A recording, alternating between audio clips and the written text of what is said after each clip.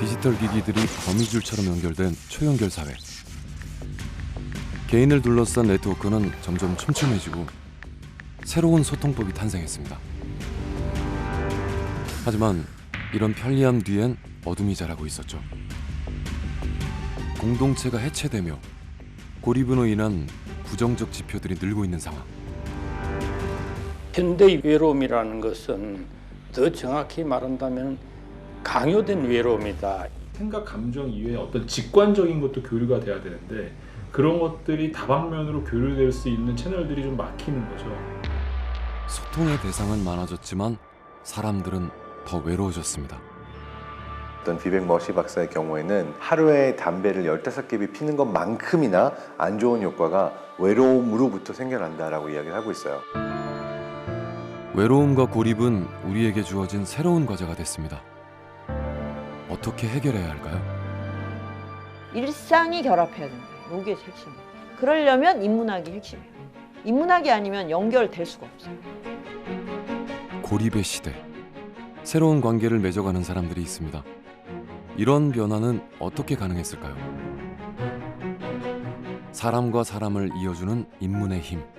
지금부터 알아봅니다.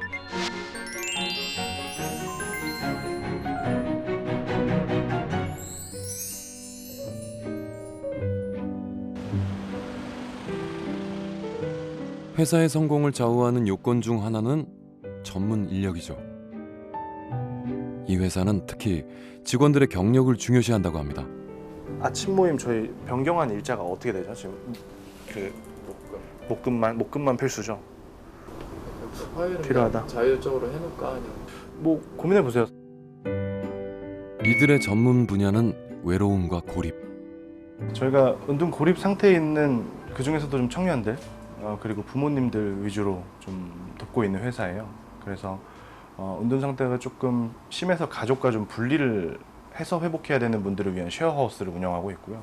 본인들이 은둔했던 경험을 잘 살려서 현재 은둔하고 있는 친구들을 도와줄 수 있는 스페셜리스트로 양성하는 은둔 고수 양성 사업이 있고요. 유승규 씨가 이 회사를 시작한 건 자신도 경험자이기 때문입니다. 저도 인생에서 2번에 걸쳐서 은둔 기간이 있었고요. 5년 정도 경험을 했습니다. 아버지가 어렸을 때 해외에서 좀 오랫동안 공부하고 계셨고 그 안에서의 가부장적인 문화들이 어머니도 그게 감당이 잘 안 되셔서 베란다에서 뛰어내리려고 하거나 거품 물고 쓰러지거나 어렸을 때부터 그게 되게 불안했던 것 같아요, 사실은. 그러다 보니까 대안적으로 찾게 된 게 어떤 온라인 속에서의 그 길드 운영하는 거였거든요. 극심한 불안에 시달렸던 시기. 주변엔 기댈 곳도 하소연할 사람도 없었습니다.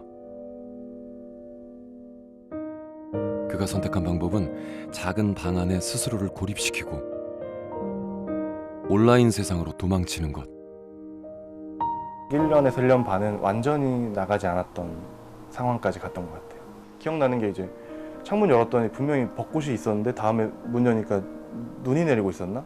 그러면서 좀 자괴감이 많이 들었던 것 같아요. 그때는 그냥 세상에 이렇게 사는 멍청한 사람은 나밖에 없을 거다. 안녕하세요. 제 이름은 김초롱이라고 하고요.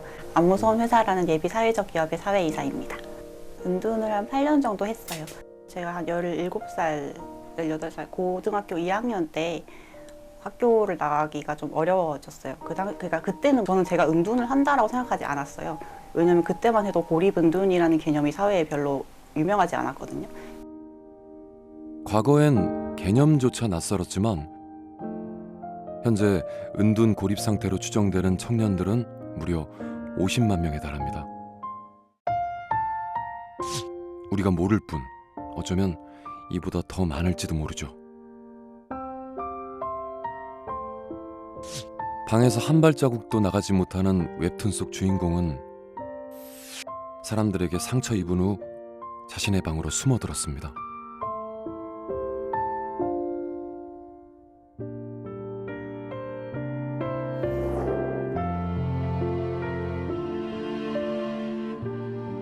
자신을 보호하기 위해 몸을 꽁꽁 말고 있는 아르마딜로처럼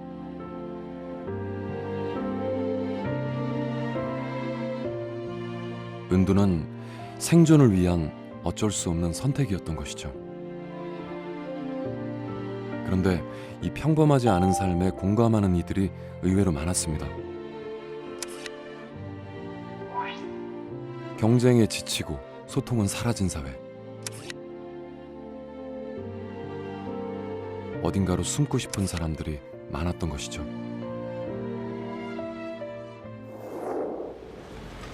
이런 상처를 어떻게 치유할 수 있을까요? 지금 아침 모임 하러 가는데요. 아침 모임 하는 공간이 이제 공유 주방 있는 곳이에요. 고수들답게 이들에겐 비장의 무기가 있다고 합니다.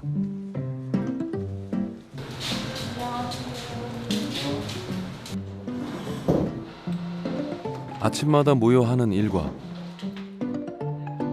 쉐어하우스에 입주한 은둔고립 청년들은 직원들과 함께 무언가를 쓰기 시작합니다. 전 80점입니다. 오랜만에 일찍 잤는데 일어나기가 힘들었어요.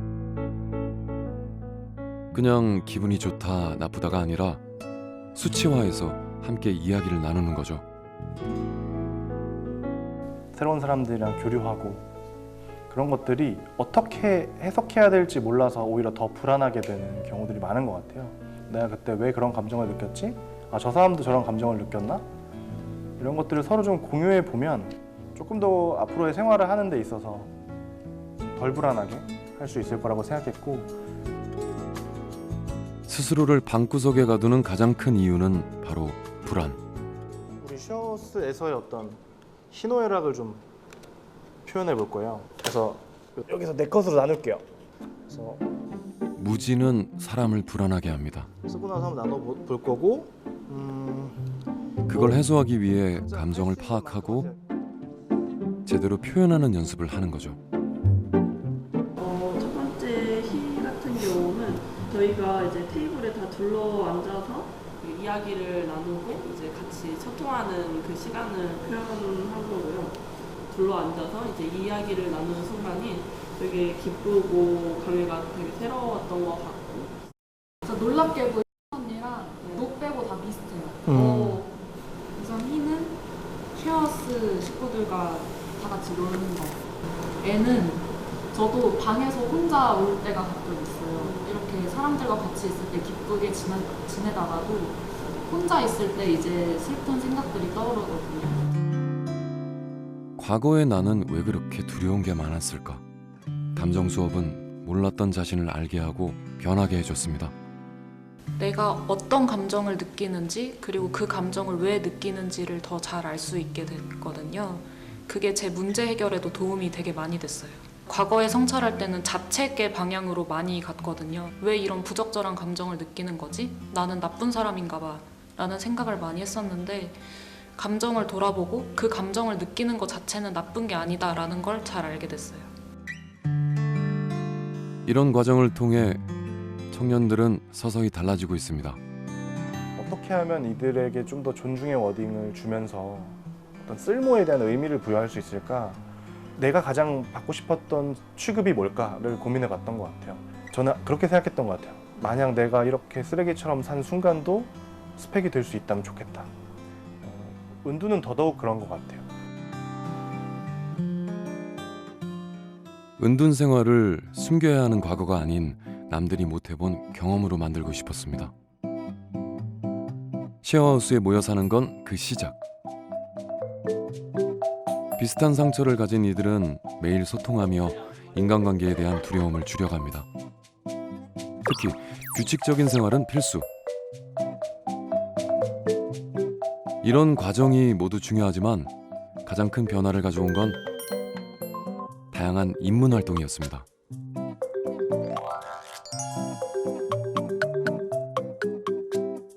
늘 새로운 주제를 갖고 와서 글쓰기를 해주셨어요. 나는 똑똑해야만 한다. 나는 은둔을 해서는 안 된다. 같은 나의 신념들 있잖아요. 그런 사소한 것들부터 중대한 것들까지 쭉 적어본 다음에 그 문장을 바꿔보는 거예요. 나는 똑똑할 수도 있고 똑똑하지 않을 수도 있다. 나는 은둔을 할 수도 있고 은둔을 하지 않을 수도 있다. 그러니까 꼭 해야만 하는 당위에서 나의 선택의 영역으로 넘어가니까 되게 자유로움을 느끼게 해주는, 해방감을 느끼는 글쓰기였어요. 전 그게 가장 기억에 남습니다. 인문 프로그램에 참여하고 소통이 일상화되며 세상 밖으로 나갈 용기를 얻은 청년들. 이전에는 생각지도 못했던 꿈도 갖게 됐습니다. 우선 제가 방 안에 있을 때 가장 필요한 것이 사실은 도움을 요청하는 일이었어요. 근데 저는 도움을 요청할 수 있다는 상상 자체를 못했고 세상 밖에 이렇게 많은 사람들이 이미 나 같은 사람을 도와주고 있다는 사실을 몰랐어요. 그래서 저도 저와 같은 사람들에게 도움을 좀 주고 싶습니다. 더 이상 스스로를 낙오자나 실패자라 부르지 않습니다. 은둔고수라는 새로운 이름을 얻었으니까요. 저는 그냥 고립은둔을 누구나 할 수 있고 그걸 부끄러워하지 않는 사회가 됐으면 좋겠어요. 그런 다양성이 존재하는 사회가 된다는 거에 입문하기 굉장히 필요하다라고 생각하고 내가 지금 힘들어서 고립운동할 것 같아 라는 말을 쉽게 할 수 있는 사회가 되면 사실 이 문제가 그렇게 장기화되거나 심각해질 이유도 없다고 생각해요. 그래서 그런 사회가 됐으면 좋겠습니다. 초연결 사회의 위기는 이뿐만이 아닙니다. 방에서 나오지 않는 것보다 어쩌면 더 심각한 고립이 온라인 세상에서 진행되고 있기 때문이죠. 젊은이들에게 소셜미디어나 인터넷은 일상생활의 기본이 되었습니다. 나이 든 세대에 비해서 디지털 의존도는 훨씬 높다고 할 수 있겠습니다. 사람은 고립되면 절대로 인식이나 그런 어떤 정신이 이렇게 넓고 깊어질 수 없어요. 그러면 감각을 따라가게 됩니다. 그래서 디지털 중독이 되고 이제 온갖 종류의 감각에 중독이 되는 길이 있는 거죠. 감각이 지배하는 디지털 세상에 스스로를 고립시킨 사람들. 일상 회복은 가능할까요?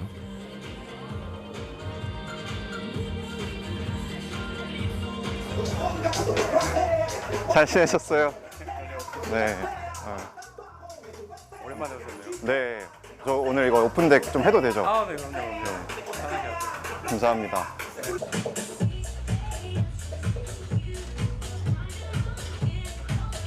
몇 년 전만 해도 최기훈 씨는 비슷한 고민을 했습니다. 하지만 지금은 취미 부자라고 불린다죠. 디지털 세계에 빠져있던 때와는 전혀 다른 일상을 보내고 있습니다. 네. 지금은 아니고 지금 취미로 하고 있습니다. 그럼 원래 본업은 뭘 하세요? 저 지금은 대학원생이고 소셜 데이터 사이언스 전공하고 있습니다. 학교가 있는 포항이 주 무대지만 서울에서 초청을 받을 정도로 수준급의 실력자.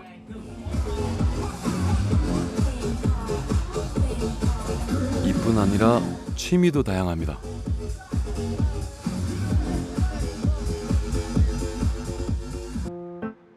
그렇다고 본업인 공부를 소홀히 하는 것도 아니죠. 빅데이터를 기반으로 사회 문제들을 어떻게 해결할 수 있을지 그 방법을 연구하는 중입니다. 지금 여기 보시면은 이렇게 날짜별로 강수량이랑 뭐 기온 그리고 풍속 그리고 습도 그리고 일사량 데이터가 있는데요. 그 데이터들을 전기적 화재가 발생했던 데이터들과 같이 결합을 해서 둘 간의 상관관계를 지금 분석하고 있습니다. 공부와 여러 취미 활동을 동시에 할 수 있는 여유. 이건 디지털 세상과의 거리 두기에 성공했기 때문에 가능했습니다. 원래는 거의 핸드폰을 들여다보고 사는 사람이었습니다. 밥 먹는 시간은 물론이고 뭐 자기 전에도 그렇고 수업 시간 외에 아니면 업무 시간에서도 틈틈이 그런 것들을 보느라고 사실 본업에 많이 지장이 갔다고 생각합니다. 이름뿐인 온라인 친구들과의 관계를 정리하는 게 디지털 과몰입에서 벗어나는 첫걸음이었습니다. 제 알람을 아예 꺼놓습니다. 극단적인 방법으로 핸드폰을 없애진 않았지만 카카오톡이나 뭐 SNS 계정을 없앰으로써 그런 방식으로 디지털 디톡스를 진행했습니다. 그러자 보이는 것들이 있었죠. 디지털 세계에 빠져 있을 땐 몰랐던 것들. 현실에서 경험할 수 있는 다양한 즐거움이 있었습니다. 핸드폰만 집에다 놓고 와도 굉장히 불안하거나 막 다시 집에 돌아가야 될 것 같은 그런 마음이 들잖아요. 생각보다 그렇게 불편한 점이 없었다는 거예요. 가장 큰 변화는 사람들과 소통하는 방식.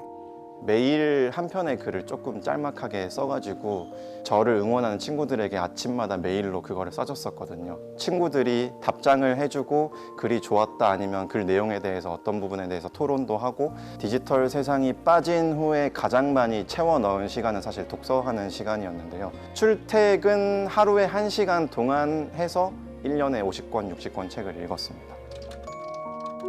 책을 읽고 글을 쓰며 친구들과 소통하는 일상.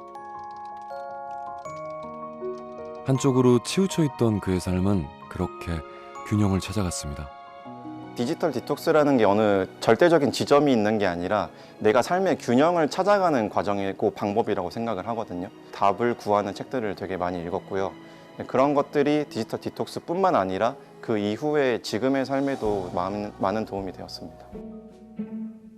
디지털 과몰입을 치유하는데 인문활동은 어떻게 도움이 될 수 있었을까요? 그 비밀은 우리의 뇌에 있습니다.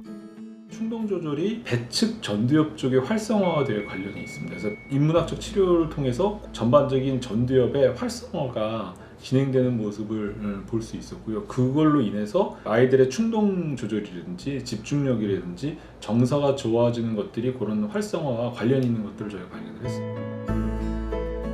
인문활동을 할 때 충동을 조절하는 뇌의 능력이 활성화되는 것이죠. 우리가 일상생활을 오프라인에서 할 때는 생각, 감정, 직관을 하나로 이렇게 집합체로 이렇게 움직이거든요. 디지털이라는 거는 생각, 감정, 직관을 따로따로 가져가기 위한 단점이 있어요. 이것을 합쳐줄 수 있는 좋은 머티리얼이 제 소재가 사실은 인문학이라는 거죠. 과학으로 증명된 인문학의 효과. 이 연구는 청소년들을 돕는 데 사용되고 있습니다. 게임 과몰입 청소년들은 과몰입된 상태에서 주의력이 결핍될 가능성이 있어요. 그리고 자신을 표현하는 능력이 조금 미숙합니다. 의사 표현이나 충동 조절이 어려운 청소년들을 인문활동으로 치유하는 것. 아이들은 자신의 감정을 돌아보고 다양한 방식으로 소통하며 일상을 되찾을 수 있었습니다. 잘 몰랐던 나의 감정을 글을 쓰다 보면 발견하게 되는 것들이 생기거든요. 자기 스스로를 통제할 수 있고 스스로 발생할 수 있는 문제를 해결할 수 있는 그런 능력의 성장들은 기대하고 있습니다. 디지털 사용이 일상이 된 지금, 현실 세계와 균형을 유지하는 건 생각보다 어려운 일이죠. 하루의 대부분을 컴퓨터 앞에서 보내는 배동훈 씨는 이런 고민에 대한 자신만의 답을 찾았습니다. 제가 시를 취미로 쓰고 있는데 쓴 시들을 모아서 시집을 만들려고 하거든요. 썼던 시들 다시 퇴고하고 수정하는 작업을 하고 있습니다. 그럼 시인이세요? 시를 쓰는 사람이고 시집을 만든 경험이 있으니까 독립시인이라고 할 수 있겠습니다. 대기업에 다니던 배동훈 씨는 퇴사 후 시인이 됐습니다. 하지만 직업이라 부르는 일은 따로 있죠. 취미로 시를 쓰기도 하고 아니면 기성 시인들의 현대 시를 큐레이션해서 제 채널에서 소개하고 있어요. 다양한 시를 SNS에 소개하는 게 배동훈 씨의 직업. 좋은 시를 찾아내 공유합니다. 시 자체가 일반적인 사람들의 생각했을 때 조금 마이너하고 뭔가 무겁고 어떻게 보면 숭고할 수도 있는 장르잖아요. 그렇기 때문에 반대의 톤 앤 매너로 가져가면 사람들이 읽지 않을까 생각을 해서 처음부터 되게 밈을 적극적으로 활용했어요. 인터넷에 유행하는 사진 짤이라던가 그런 것들을 가져와서 시랑 결합을 시켰고, 시를 감상하는 인문활동이 디지털 세상의 놀이가 된 거죠. 더 놀라운 건 사람들의 뜨거운 반응입니다. 제 채널에서 100일장을 진행했어요. 말 그대로 구독자분들이 저한테 시를 보내주시고 제가 그거를 하나하나 다 읽어보고 심사해서 수상작들을 뽑는 대회였는데 한 100개 정도 되겠지라고 어림짐작을 했어요. 근데 500편을 보내주셨더라고요. 그렇게 좀 쌍방향 소통을 할 수 있는 콘텐츠를 많이 올리고 있습니다. 여기서 그치지 않고 사람들이 시를 더 가깝게 여길 수 있는 방법이 뭘까 고민했습니다. 그 결과가 이 상품들. 얘처럼 나오면 좋을 텐데. 처음엔 그냥 재미로 시작을 했거든요. 제 티셔츠의 문구 자체가 외계인 침공 시 안 읽는 사람이 먼저 잡아먹힌다라는 좀 웃긴 그런 구절을 제가 가져와서 티셔츠에 녹여낸 건데, 처음에는 장난으로 했는데 사람들이 정말 좋아해 주시고 그거에 대한 뭔가 가치는 사람들이 계속 부여해 주는 거예요. 이거 너무 재밌고 신기하다. 시를 즐기는 새로운 방식. 청년들의 문화가 탄생한 거죠. 뭐 음악을 좋아하면 페스티벌에 가면 되고, 패션을 좋아하면 내가 좋아하는 브랜드의 패션쇼에 가면 되는데, 시를 좋아하면 갈 곳이 없는 거예요. 그래서 저는 그런 좀 온오프라인적인 공간을 만들어주고 싶어서 매거진을 시작하게 됐고, 그분들의 수요가 잘 맞았던 것 같아요. 현실과 디지털 세계, 우리의 일상은 그 두 세계에 공존합니다. 중요한 건 그 사이에 균형을 잡는 일. 그래서 배동훈 씨도 오랜만에 방구석을 탈출했습니다. 사장님 안녕하세요. 오랜만이에요. 잘 지냈어요? 네, 저 팝업 끝나고 오랜만에 놀러 왔어요. 이곳은 특이하게 오직 시집만을 판매하는 책방입니다.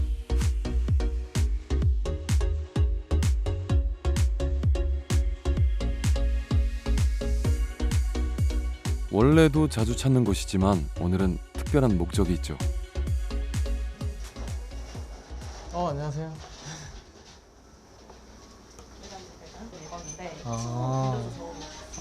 안녕하세요. 시집을 한 권씩 들고 모인 사람들은 배동훈 씨가 운영하는 채널의 구독자들. 시집 가져오신 거 있으신가요? 불어난 검은티. 오. 이렇게 모인 이유는 뭘까요? 오늘 제가 여러분들 같이 만나서 서로의 최애 시집 하나씩 자랑하면은 되게 재밌고, 시를 좋아하면서 뭐 겪었던 이야기나 그냥 시에 대한 나의 생각 이런 거 자유롭게 나누면 좋을 것 같아서. 온라인에서 시작된 인연이 오프라인까지 이어진 거죠.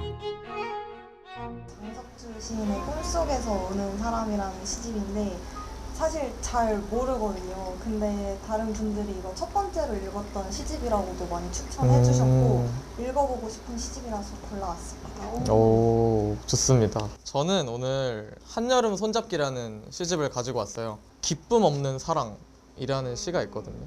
이 시가 휴대폰 게임에 대한 얘기예요. 그러니까 표면적으로는 거기에 대한 얘기지만 내 신경을 좀 다른 데 두기 위해서 일부러 게임을 하게 되고 좀 더 회피하는, 저는 시에 이렇게 일상적인 요소가 들어가는 게 좋더라고요. 요즘 숏폼이 좀 유행이잖아요. 저는 시가 어떻게 보면 텍스트계의 숏폼이라고 생각하기도 하거든요. 그렇기 때문에 사람들이 시를 먼저 접하는 게 좀 접근성이 좋아서 그런 것도 있지 않나라는 생각도 들고. 시뿐만 아니라 최근 SNS상에서는 독서와 관련된 게시물이 눈에 띄게 많아졌습니다. 요즘 10대 사이에 떠오르는 단어가 있는데 그게 텍스트 힙이라는 거거든요. 다시 글자를 읽고 책을 펼치는 게 멋있어 보이는 거예요. 사람들이 책을 안 읽으니까. 남들이 하지 않는 걸 하는 게 되게 멋있고, 뭐 나는 유행에 편승하지 않는다는 태도를 보여주는 거잖아요. 그런 힙스터적인 태도에서 저는 독서가 다시 유행을 한다 생각을 하고. 평균 독서율은 역대 최저치지만 20대는 다릅니다. 책에 빠진 청년들이 아주 빠르게 늘어나고 있는 거죠. 영상 매체나 SNS 글들에 대한 지루함이 조금씩 생기는 것 같아요. 항상 뭔가 휘발적이고 그냥 시간을 허비한다는 생각이 더 많이 들어서 조금 더 머리에 남는 활동을 하는 게 뭐가 있을까 생각하면 솔직히 처음 생각나는 건 독서거든요. 제가 최근에 책에서 읽었던 건데, 한 사람의 언어의 한계가 곧 세계의 한계라는 말이 있어요. 그러니까 그 사람이 말하는 게 또 말할 수 있는 어휘력이 그 사람의 세상을 제한한다는 거거든요. 독서하는 게 그 사람의 생각과 그 사람이 말할 수 있는 언어의 한계를 늘려주는 거고, 그렇게 되면 더 훨씬 더 다채로운 인생을 살고 세상을 바라볼 수 있거든요. 청년들은 책과 함께 노는 새로운 문화를 탄생시켰는데요. 그러면 우리 이야기를 있어요. 그럼 청소년들은 어떨까요? 다음 달이 대안학교 고등학교 면접이 있는데 그게 잘 됐으면 좋겠어요. 대학을 가고는 싶은데 어느 방향으로 가야 할지도 모르겠어요. 현재의 고민과 꿈에 대해 솔직하게 이야기 나누는 아이들. 하지만 한 달 전만 해도 이런 모습은 상상하기 힘들었습니다. 코로나 시기를 보내며 친구들과 사귄 경험이 부족해서일까요? 소통에 어려움이 있었던 거죠. 처음에 굉장히 조용했어요. 한 8명, 9명 정도 되는 친구들인데 굉장히 조용해서 약간 반응을 잘 알기가 어렵고 관심이 있나, 지루하지 않을까 이제 그런 것들이 있었는데 이제 저는 아이들이 쓴 글을 보니까 굉장히 아이들이 뜨겁구나. 내가 주인공이라면 어떻게 했을까? 영화를 본 후 함께 토론하고 글을 쓰면서 아이들은 천천히 달라졌습니다. 본인은 약간 빼던지면서 그런 것들에 매달리고 있는 게 아닌가 생각을 좀 하고요. 제 주변에도 저랑 생각이 많이 다른 사람들이 있는데 그냥 그걸 통해서 아, 저 사람들은 저렇게 생각하는구나 하면서 약간 그 자신의 세계가 좀 확장이 되는 거지. 나와 같거나 다른 부분을 발견하는 새로운 경험. 소통은 생각보다 더 즐거웠습니다.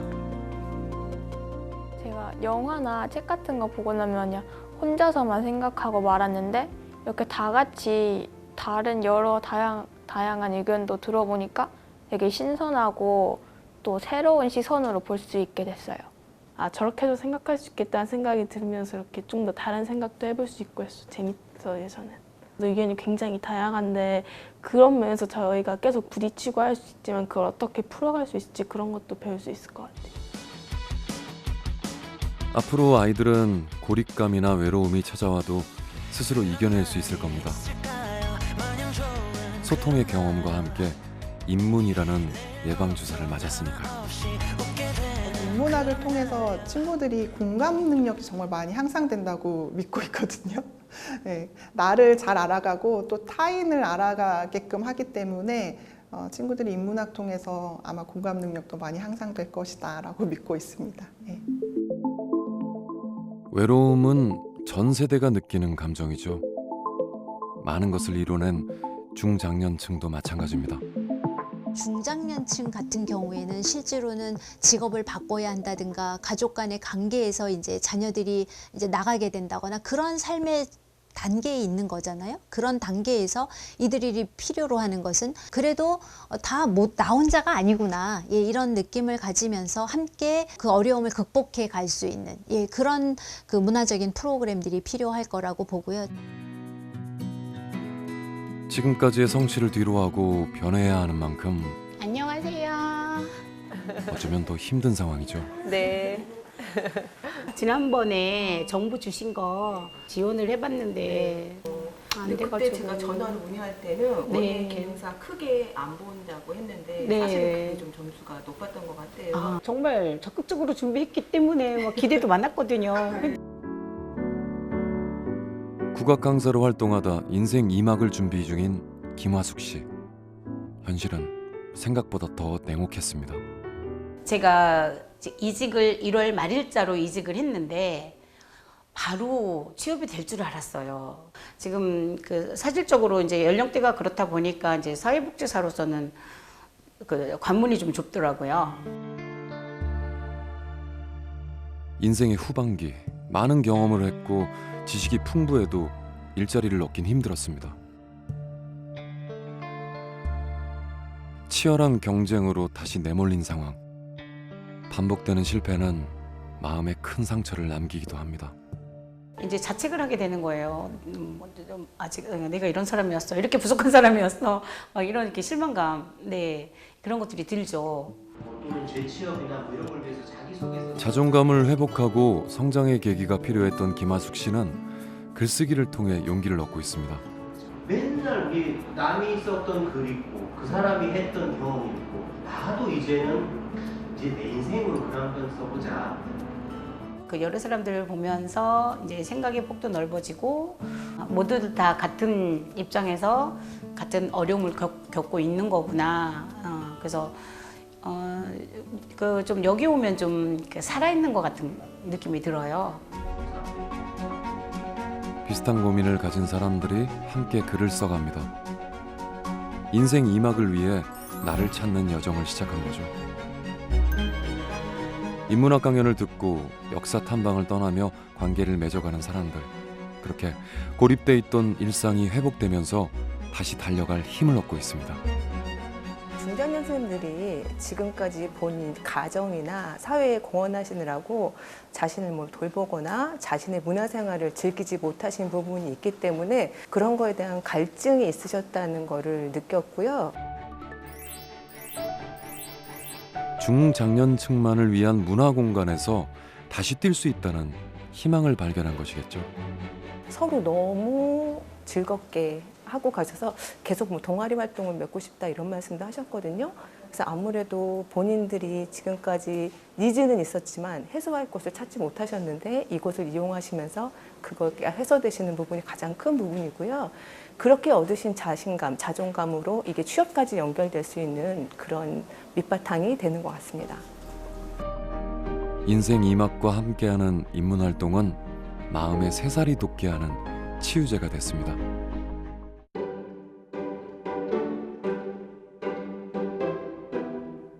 매주 한 번 요양원엔 반가운 손님이 찾아옵니다. 요양원에 계시는 어르신들을 위해서 치매라든가 또 중풍 같은 노인성 질환을 갖고 있는 분들을 대상으로서 오늘 프로그램 진행할 예정입니다. 우리 어르신들 또 이렇게 일주일 만에 만났는데 반갑죠? 우리 양금선 어머니 안녕하셨어요. 네 반갑습니다. 아우 이쁘십니다. 내가 또 좋아하는 우리 영찬 선생님 반갑습니다. 네 미국의 메모리얼 대학병원에서 연구를 해봤더니 15초를 웃으면 이틀을 산대요. 어르신들을 웃게 만드는 게 오늘의 강의 목표.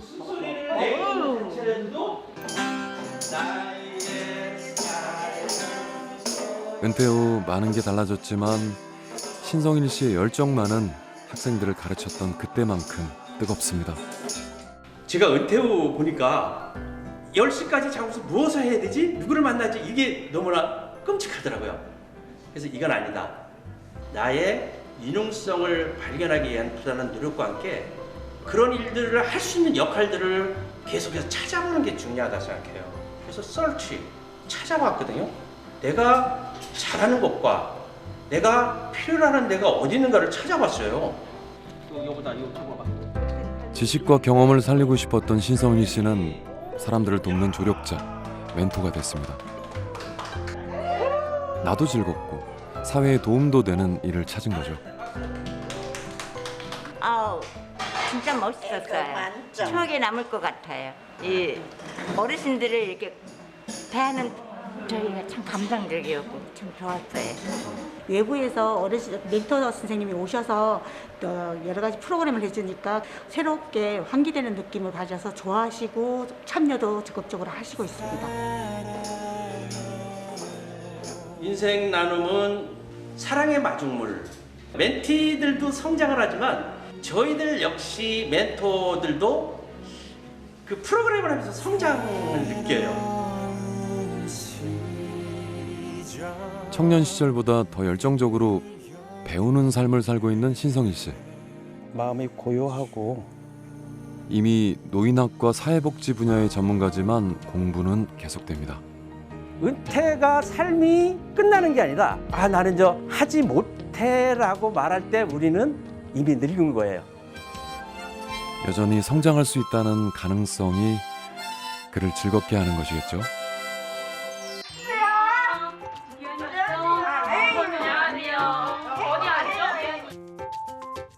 황성희 씨는 놀이를 하며 자신에 대해 알아가는 감정 수업을 진행합니다. 상담가로 활동한 경험을 살려 만든 프로그램인데요. 이제 은퇴하고 그래서 올해 2년 차로 아이들하고 같이 활동하게 됩니다. 좀 쉴 때라고 하잖아요. 근데 힘도 괜찮지만 제가 성장을 하거든요. 50만 광년 정도 떨어졌어요.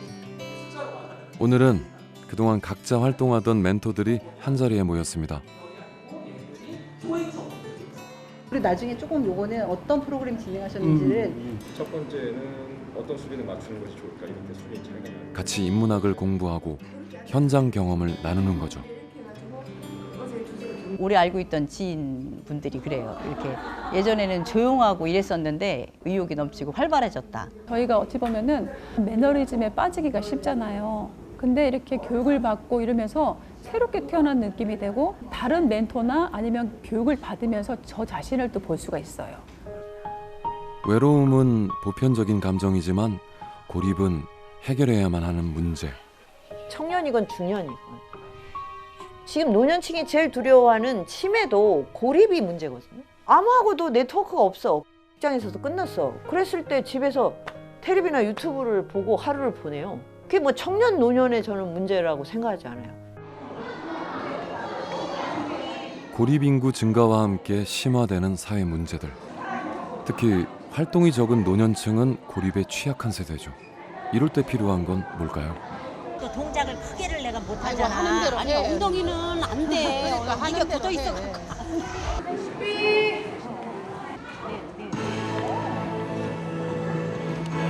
진지하게 연습을 시작하는 이들은 댄스 동호회 시니어 팀입니다. 곧 있을 대회를 준비하고 있습니다. 박상화 씨도 주요 멤버죠. 우리는 시니어 60 이상이거든 전부. 제가 나이가 제일 많습니다. 매사 열정을 다하는 데는 이유가 있었는데요. 고독사를 여러 번 봤어요. 고독사는 혼자 돌아가시는 거예요. 그래서 왜 사람은 죽을 때도 좀 축복 속에 죽으면 안 되나? 홀로 떠난 사람들의 마지막을 지켜보며 잘 사는 거란 대체 무엇일지 궁금해졌던 박상화 씨. 우리는 웰빙에 대해서 엄청 많이 옛날에 막 그래 지금은 웰다잉이 중요한 시대더라고요. 그래서 웰빙, 웰다잉은 같이 가는 거더라고요. 아름다운 마지막을 위해 오늘을 잘 사는 법을 고민했습니다. 그래서 이곳을 찾았는데요. 안녕하세요. 안녕하세요. 아유, 반갑습니다. 베테랑 배우와 함께 시를 낭독해보는 시간. 그 윤동주 씨가 쓴 시 중에 여러분들 잘 그건 기억 못하실 것 같아요. 걔가 중학교 때쯤 됐는데 제가 저번에 시 낭독하셨었죠? 예, 외우셨어요? 우리 박수로 한번 청해 들을까요? 죽는 날까지 하늘을 우러러 한 점 부끄러움이 없기를 잎새 이는 바람에도 나는 괴로워했다. 오늘 밤에도 별이 바람에 스치운다. 아유, 잘하셨습니다. 우리 여사님한테 도전하실 분. 죽는 날까지 하늘을 우러러 한 점 부끄러움이 없기를 잎새 이는 바람에도 나는 괴로워했다. 선생님 목소리로 낭독을 들으면 잠이 싹 올 것 같으네요. 하늘이라는 건 뭘까요? 어떤 희망, 내 꿈 이런 거잖아요. 지대하면서 잘 살자라는 의미 아닙니까? 그 인문학이라는 게 뭐 보통 젊은 사람들 배우고 있는 사람들은 많이 접하는 단어지만 복지관에 우리 노인네들은 크게 이렇게 접해보는 단어가 아니잖아요. 우리 복지관도 지식 수준이 점점 높아지는 프로그램이 자꾸 이렇게 만들어지나 보다. 반가웠어요. 일단 좀 풍요로워지지 않겠습니까? 그리고 이렇게 만남이 얼마나 굉장히 중요한 거라고 생각하거든요. 일로 이사 온 지 2년 됐는데 친구들도 사귀고 싶어서 오셨다고 그러고 그래서 이제 같이 말씀들 나누면서 굉장히 많이들 가까워지신 것 같아요. 그죠?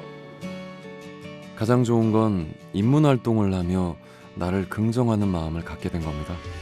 아침마다 딱 일어나면 거울을 보고 웃으래. 내 모습 보는 것도 중요하지만 나한테 웃어주기가 있거든요. 그냥 마음이 부자인 것 같기도 하고 풍성한 것 같기도 하고 그냥 제가 하고 싶은 거 열심히 이것저것 하고 그렇게 살고 싶어요. 웰다잉을 꿈꾸는 박상화 씨의 오늘은 다양한 사람들과 연결됐고 즐거움으로 채워지고 있습니다.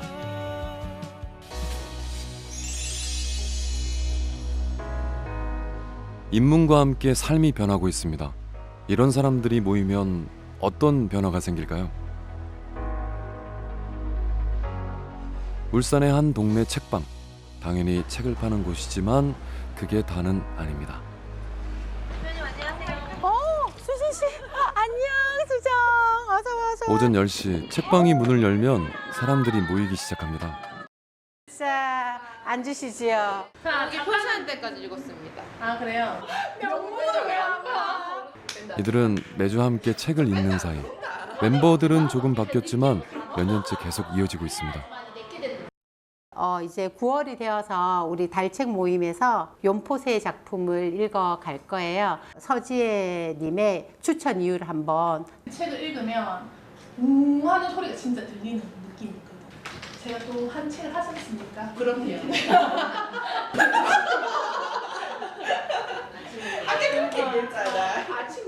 매주 화요일 날 10시에 별일이 없으면 서로 별일 없기를 기도하면서 모입니다. 그러니까 이게 일종의 조금 스트레스 푸는 거거든요. 그러니까 책만 읽는 게 아니고 이 책 모임이 되게 무겁지 않게 우리끼리 수다 떨어가면서 연포색하고 또 좀 친해져 보고 우리가 책을 읽어가도록 하겠습니다. 나는 침대에 가만히 누워있었다. 나는 정장을 차려입은 채 내만 침대에 누워있다. 나는 그림을 정말 잘 그린다. 나는 다른 일 몰라도 그림 하나만큼은 잘 그릴 수 있다. 부러워. 지금부터 지금 내가 볼 때는 약간 열등감 덩어리인데? 하지만 난 이 정도만 하자. 그날 숙제가 아닌 여기 와서 바로바로 읽을 수 있는 낭독을 하는 곳이거든요. 그냥 같이 읽고 그때 그냥 생각을 그냥 나눈다 해가지고 그러면은 진짜 나의 일주일 중에 하루는 또 꽉 찬 날이 될 수 있겠다. 밥도 같이 먹어야 맛있잖아요. 책도 이렇게 사람들을 모아서 하면 재밌겠다. 이제 우리 재밌게 읽어보자. 어차피 돈은 안 되니까 재미라도 있어야지. 이러면서 이제 모임들이 이렇게 기획되고 생겨나고 또 함께 하시는 분들이 늘어나게 됐어요. 동네 책방이 살아남을 수 있었던 건 이곳에서 열린 수많은 소모임 덕분이었습니다. 책을 사러 왔다가 취향이 비슷한 친구를 얻어가는 곳. 그렇게 동네 사람들의 사랑방이 된 거죠.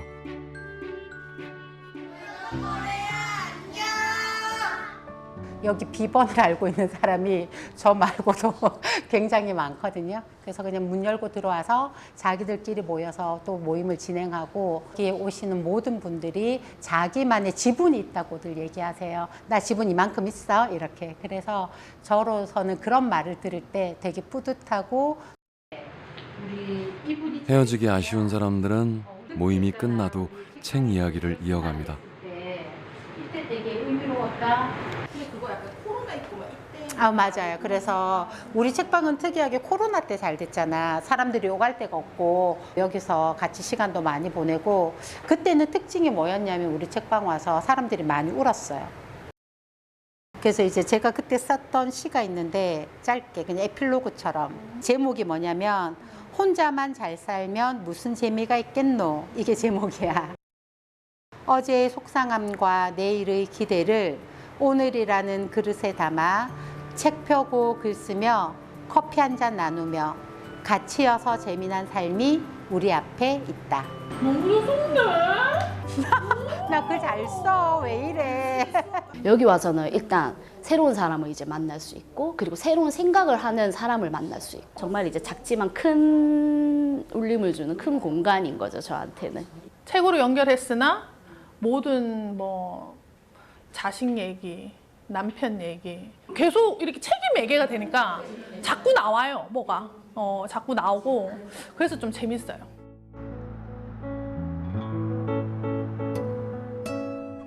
책과 인문 활동을 중심으로 만들어지는 새로운 관계와 연결들. 사람들은 요즘 도서관으로 모이고 있습니다. 오늘은 마지막 수업이 있는 날. 책의 표지를 새롭게 장식 중인데요.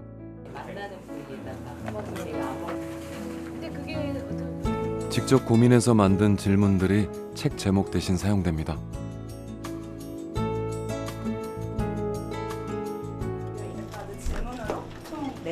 주제를 다뤘고 이제는 우리가 그 질문을 통해서 누군가에게 또 질문을 쏘아 올리는 그런 시간을 가질 텐데요. 이곳에서는 나와 상대방 그리고 사회에 던질 질문을 함께 만들었고 토론해 왔습니다.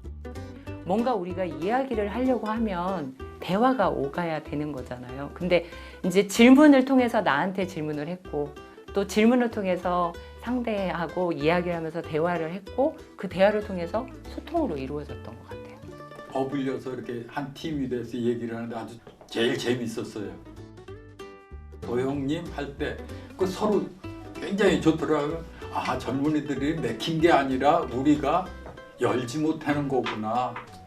스스로 나에게 질문하면 내가 무엇을 좋아하는지 나 자신을 탐구하게 되고 또 서로 다른 사람에게 질문하고 답하면 그거야말로 대화고 소통이 되거든요. 그리고 또 여러 사람이 모이면 그건 또 토론이 되기 때문에 그런 컨셉으로 다가갔더니 다른 사람의 이야기를 들으면서 생각을 확장하는 게 인문학이 아닐까라고. 여러 세대가 모였지만 함께하는 방법은 금방 찾을 수 있었죠. 처음엔 되게 경직돼 있고 이렇게 어르신들과 무슨 이야기를 해야 되지? 어려웠었거든요. 처음엔 되게 경직돼 있고 그런데 이제 경험해보지 못할 법한 그런 인생의 경험들, 그런 지혜, 그리고 연륜들 그거를 이제 그냥 저한테 덤덤히 들려주시니까 저 그것만으로도 되게 저한테는 울림이 컸어요. 저희 여기거든요. 인문이라는 매개체를 중심으로 소통을 시작했고 결국 세대를 넘어 친구가 됐습니다. 고립의 위기에서 서로를 구원할 동네 네트워크가 완성된 거죠. 이웃을 연결시키고 또 그 이웃의 얘기를 들으면서 나의 생각을 확장하고 또 그 배움을 통해서 또 새로운 배움을 찾아 나가는 그런 자발적인 활동을 할 수 있기 때문에 도서관은 이제 단순히 책뿐만이 아니라 사람이 사는 곳이다 라고 생각합니다. 인간은 혼자 살 수 없습니다. 고립을 해결하는 가장 좋은 방법은 연결고리를 늘려가는 것. 인문의 힘이 그걸 가능하게 했습니다. 고립 속에서 삶의 의미를 잃지 않기 위해서는 내면의 깊이를 탐구하고 더 큰 맥락 속에서 자신과 세상을 바라볼 수 있어야 합니다. 인문학은 이에 대한 처방을 내릴 수 있다고 봅니다. 절대적이고 유일한 비전이라고 생각합니다. 다른 비전은 없어요. 고립을 벗어나서 소통의 네트워크로 나갈 길은 지성밖에 없어요. 그럼 그건 인문학이죠. 고립의 시대, 너와 나를 우리로 이어지는 존재. 인문 정신은 인간관계를 회복시키고 사람과 사람을 이어주고 있습니다.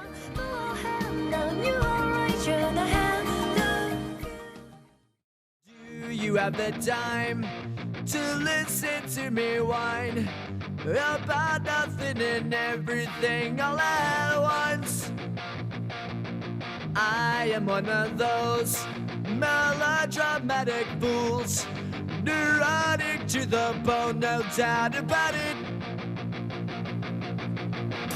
Sometimes I give myself the creeps. Sometimes my mind plays tricks on me.